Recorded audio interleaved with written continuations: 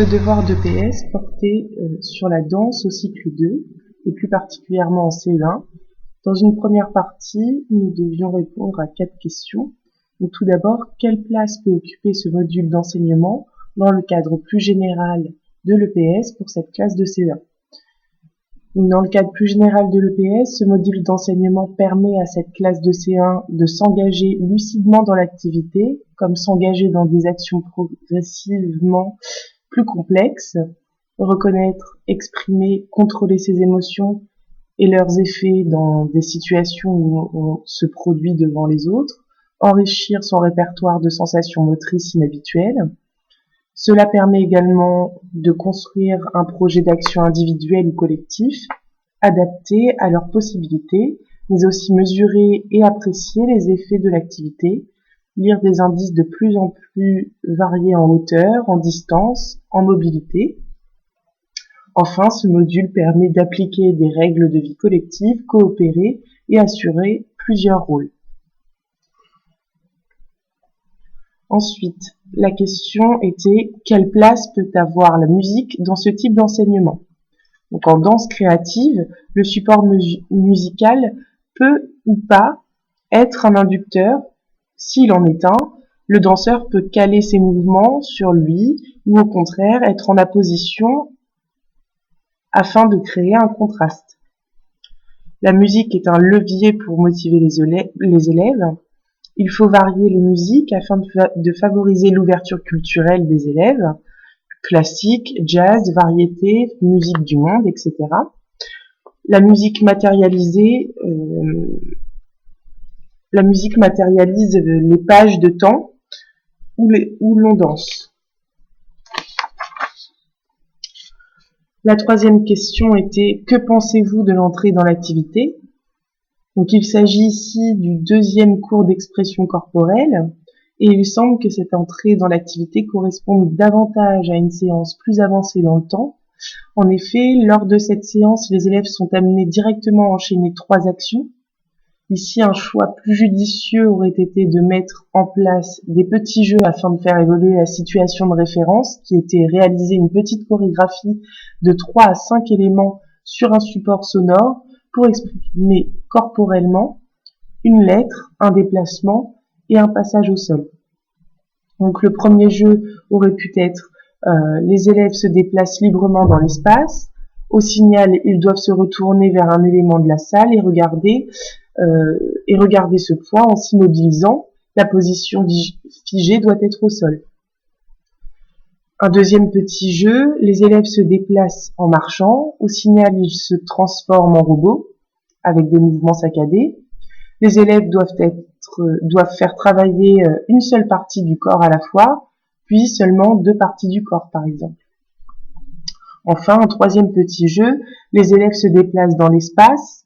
Quand la musique s'arrête, ils vont à la rencontre d'un camarade pour lui serrer la main, en lui souriant ou en variant les émotions. De même, l'entrée dans l'activité manque d'un exercice d'échauffement qui semble très important et qui doit être répété à chaque début de séance. Concernant la grille d'observation que pourraient avoir les élèves, donc cette grille est présentée dans ma pièce jointe du mail. Donc les élèves doivent remplir une fiche où ils jugent si l'espace, la relation avec les autres et l'énergie est présente dans la performance de leurs camarades.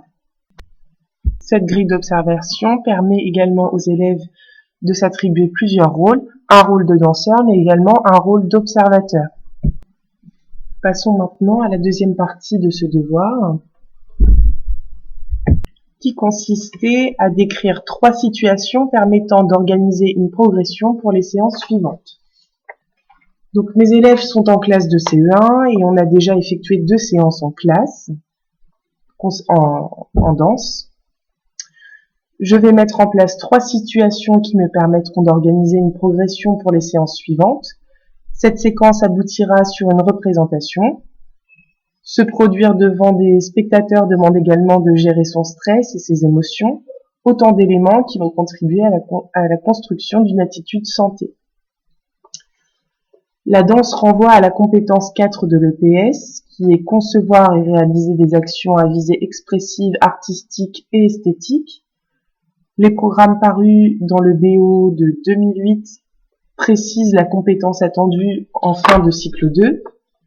Exprimer corporellement des personnages, des images, des sentiments, pour communiquer des émotions en réalisant une petite chorégraphie de 3 à 5 éléments sur des supports sonores divers. Suite à mes 2 premières séances, je mets donc en place 3 situations qui vont me permettre de mettre en place une progression et qui font travailler 3 composantes qui sont l'espace, l'énergie et la relation aux autres. Donc pour ma séance 3, je peux mettre en place un petit exercice qui s'intitule le banc de poissons. Donc les élèves sont répartis en 2 groupes, ils se déplacent dans l'espace de danse et en se serrant les uns contre les autres à la manière d'un banc de poissons. En séance 4, nous pouvons faire varier ce petit jeu. Donc au premier signal du maître, les poissons se dispersent et au second signal, ils se remettent en banc.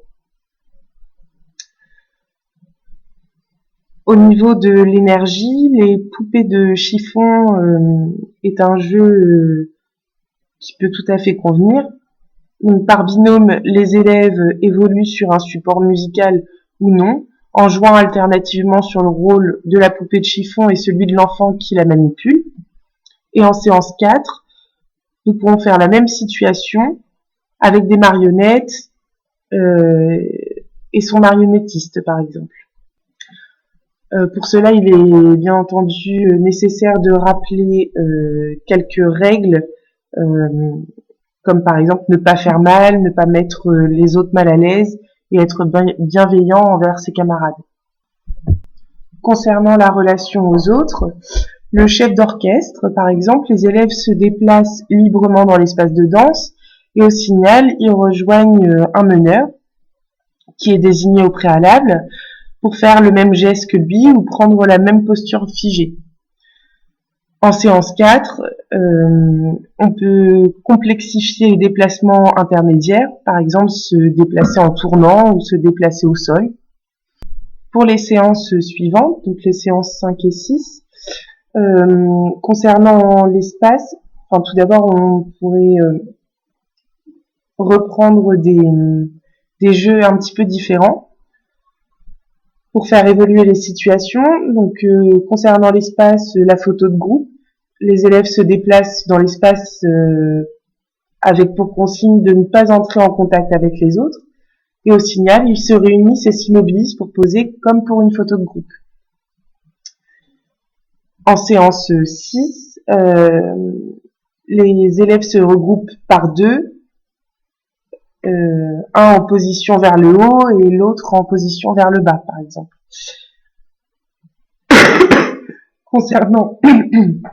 Concernant l'énergie, l'enseignant peut faire tomber des objets de densité et de texture différentes au sol, par exemple une plume, une balle de tennis, une feuille de papier.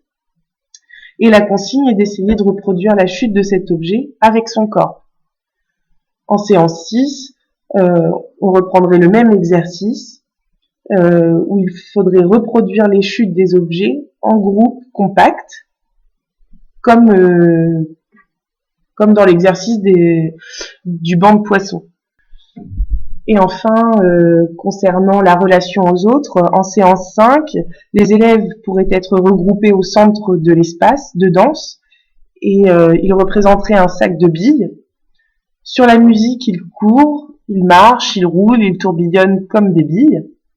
Et lorsque la musique s'arrête, ils regagnent le sac de billes qui serait caractérisé par le centre de l'espace de danse et se repositionnerait.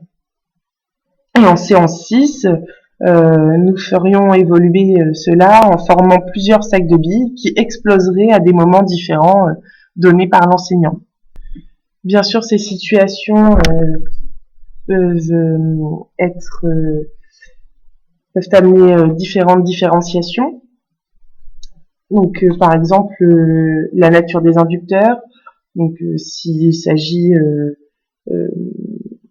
des différents matériaux utilisés, comme par exemple une plume, une balle, etc. Le nombre de composantes du mouvement, donc le corps, l'espace, le temps, l'énergie, la relation aux autres. Le nombre de danseurs dans un groupe, donc si on fait des groupes de 4 ou si on fait des groupes en demi-classe. Et également le nombre de spectateurs, donc d'un groupe à la classe entière ou des petits groupes de spectateurs. Et concernant la sécurité, donc je délimite les différents espaces. Je m'assure que chaque danseur a assez d'espace pour évoluer sans risque de collision et avec les autres élèves, donc entre danseurs, entre juges, entre spectateurs. Je fais en sorte de mettre les danseurs dans les meilleures conditions psychologiques pour qu'ils produisent sans se retrouver en difficulté. Et donc, je fais construire un rôle de spectateur. Concernant le lien avec la santé, mes élèves, à l'issue de ces séances, seront capables de prendre des décisions en jugeant la prestation d'autres élèves.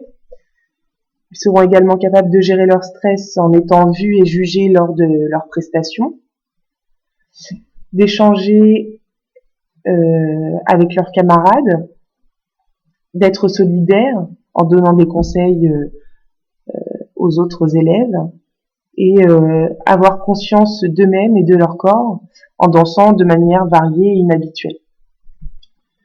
Donc pour conclure, à l'issue de ces 5 premières séances, le but est donc, à partir de la 6e séance jusqu'à peu près la 12e, d'élaborer une chorégraphie en articulant les rôles de danseurs, chorégraphes et spectateurs.